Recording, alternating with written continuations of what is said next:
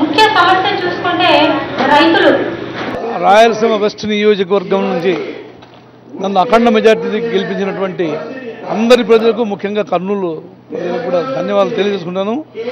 మరి ఏవైతే సమస్యలు ఉన్నాయో ఆ సమస్యల పట్ల మరి బ్రహ్మాండంగా పోరాటం చేస్తాను. మరి హఫీజ్ ఖాన్ గారు కూడా ఈరోజు తను ఇంకా కూడా నూతన ఉత్సాహంతో పనిచేయాలని చెప్పేసి ఒక ఆఫీస్ ఓపెన్ చేసుకున్నాడు.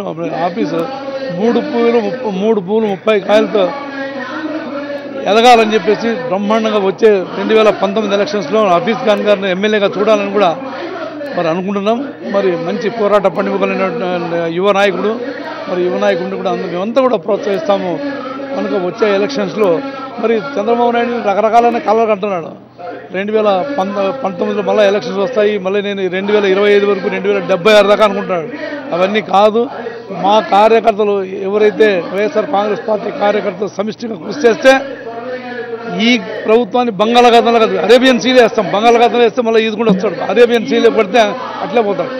కనుక ఖచ్చితంగా 2019 ఎలక్షన్స్లో మేము వైఎస్ఆర్ కాంగ్రెస్ పార్టీ పక్షాన ఖచ్చితంగా జగన్మోహన్ రెడ్డి గారిని మేము సీఎంగా తీసుకొస్తాం. వైఎస్ఆర్ కాంగ్రెస్ పార్టీ కార్యాలయం నడిబొడ్డున తీసుకోవడం జరిగింది. ఈ పార్టీ కార్యాలయంతో సహా బూత్ లెవెల్లో కార్యకర్తల్ని బలోపేతం చేస్తాము. పార్టీని బలోపేత దిశలో ఇది కూడా ఒక చర్య. మరి కర్నూలులోనే కాదు రాష్ట్రం మొత్తంగా జగన్మోహన్ రెడ్డి గారు ప్రభంజనం ఉంది. ఖచ్చితంగా రాబోయే రోజుల్లో ఏ ఎలక్షన్ పెట్టినా వైఎస్ఆర్ కాంగ్రెస్ పార్టీ జగన్మోహన్ రెడ్డి గారి ఆధ్వర్యంలో గెలుస్తుంది.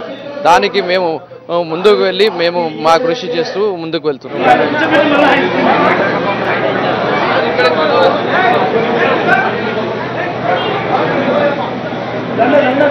मध्याह्न